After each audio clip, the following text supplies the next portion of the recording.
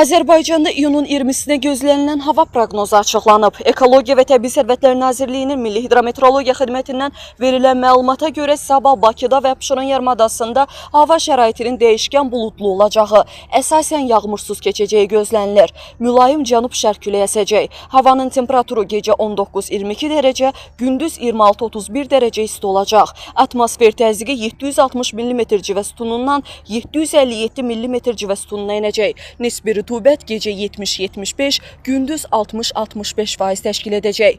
Abşeron çimərliklərində mülayim cənub-şərq küləyi əsəcək. Dəniz suyunun temperaturunun şimal çimərliklərində Sumqayıt, Novxanı, Pirşağı, Nardaran, Bilgəh, Zuğulbada 20-21, cənub çimərliklərində Türkan, Hövsan, Sahil, Şıxda 22-23 dərəcə isti olacağı gözlənilir. Azərbaycanın rayonlarında havanın əsasən yağmursuz keçəcəyi proqnozlaşdırılır. Gecə və səhər bəzi dağlıq ərazilərdə zəif duman olacaq.